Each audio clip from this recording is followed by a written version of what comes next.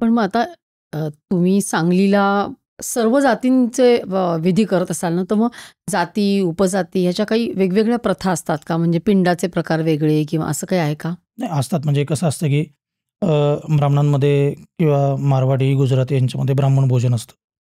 बाकीच्या समाजामध्ये खांदेकरी असतात. आता खांदेकरी आम्हाला कधी कळलाच नाही. खांदेकरी म्हणजे बेसिकली काय आहे, की खांद्यावरून घेऊन जाणार. मग आता तो खांदेकरी म्हणजे कुठला आहे, की ज्यानं घरापासून स्मशानापर्यंत जो घेऊन गेलाय तो ॲक्चुअल खांदेकरी. इथं आम्ही 100 खांदे बदलतोय ना मध्ये-आधी. प्रत्येकाला वाटतं की आपण एक थोडा खांदा द्यावा. आता तर काय आम्ही शववाहिकेतनंच जातो. एक लौकिक राहिलाय खांदेकरी हा प्रकार. मग खांदेकरी म्हणजे काय, की एक त्याच्यामध्ये एक आध्यात्मिक, भावनिक ओढ आहे ना, की ह्या 4 लोकांनी माझ्या व्यक्तीला मोक्षापर्यंत नेलंय. ह्या 4 लोकींचं ऋण आहे ना माझ्यावर. ह्यांनी माझ्यासाठी माझ्या वडिलांना खांद्यावर घेऊन गेलेत. मग हे ऋण फेडणार कधी मी? मग 13व्या दिवशी त्यांना आपण बोलवतो. त्यांना व्यवस्थित आदरातिथ्य करतो. मग खांद्याला तेल लावलं जातं. का? तर बाबा माझ्या वडिलांना खांदा दिला ना तुम्ही. खांदा दुखावला असेल, पण आम्ही खांदा दाबला जातो. मग त्यांना काहीतरी आम्ही आहेर करतो. का? तर बाबा एक 12 दिवस मी तुम्हाला काही करू शकलो नाही. पण तुम्ही माझ्यासाठी इतकं मोठं कर्म केलं, की उचलणं सुद्धा खूप महत्त्वाचं आहे ना.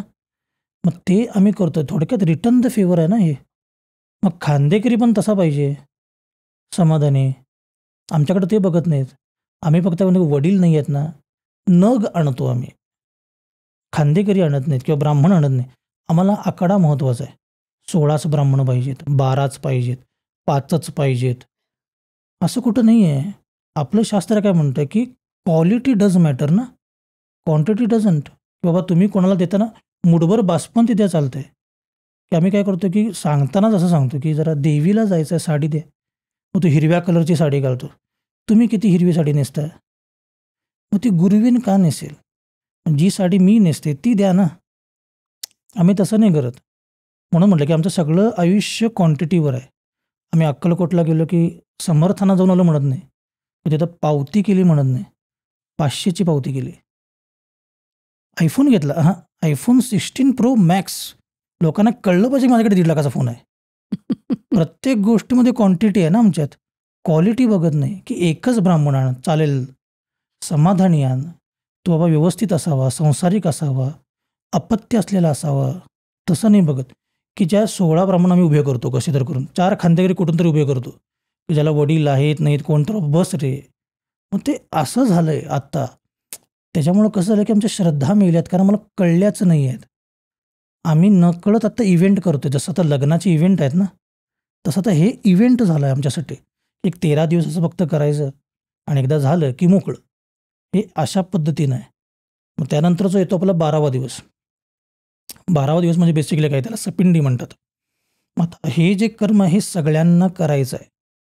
हिंदू धर्मासाठीचं कर्म आहे आणि हिंदू धर्माची सोपी व्याख्या माझ्या मते काय आहे, की जे दहन करतात ते हिंदू.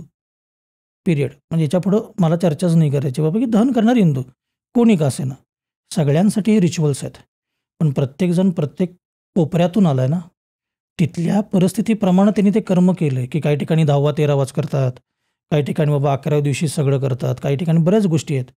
मग हे 12वा दिवस ॲक्च्युअली सगळ्यांसाठी आहे.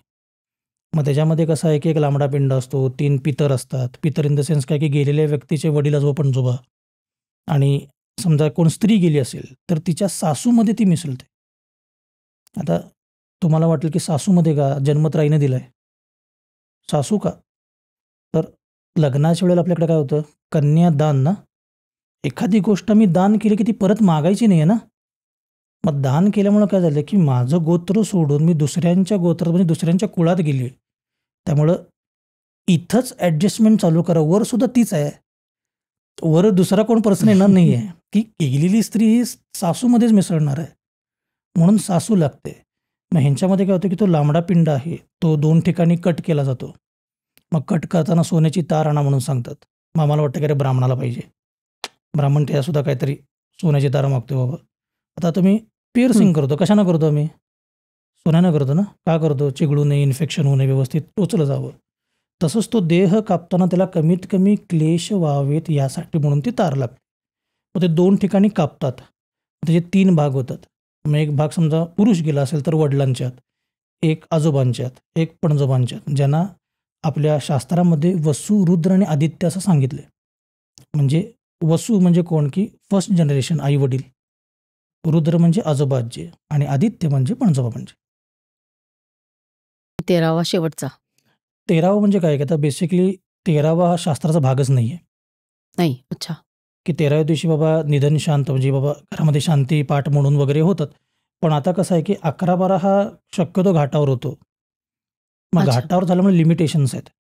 जसं 11व्या दिवशी त्या प्रेतभोजन म्हणून एक गोष्ट आहे. प्रेतभोजन म्हणजे काय, की प्रेताला 32 घास घालायचे असतात. प्रेताला इन द सेन्स काय, की प्रेत म्हणून एक ब्राह्मण बसवा म्हणून सांगतात. रिप्रेझेंटेटिव्ह थोडक्यात. त्याला 32 घास खायला घाला. आता 32च का? तर शास्त्रानं आमचा संबंध 3 पिढ्यांचा दिला आहे. वडील, आजोबा, पणजोबा, आई, आजी, पणजी ह्यांचंच देणं मी लागतो इथं.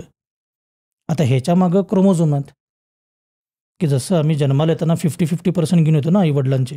मोर ऑफन कमी जास्त असतील. सेकंड जनरेशनचे 25% येतात. थर्डचे 12.5 येतात ना. यांच्यापर्यंत आहे, की आम्ही म्हणतो ना, अरे हा आजोबांसारखा दिसतो ना त्याचे जरा. चालताना बघ त्याचे पाय आजोबांसारखे आहेत. बोलताना वडिलांसारखा दिसतो. जसं मला आज म्हणतात, की बाबा की मी माझ्या वडिलांसारखा बोलतो, की माझ्या टोनिंग माझ्या वडिलांसारखं आहे. मग हे 11व्या दिवशी 32 घास घालायला सांगितलेत.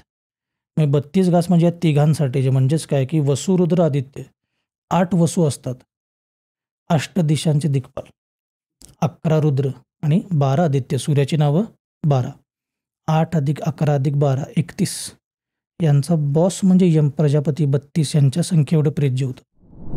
ही क्लिप शेवटपर्यंत बघितल्याबद्दल खूप खूप धन्यवाद. संपूर्ण एपिसोड बघण्यासाठी खाली दिलेल्या लिंकवर क्लिक करा आणि सर्व काही चॅनलला सबस्क्राईब करायला विसरू नका.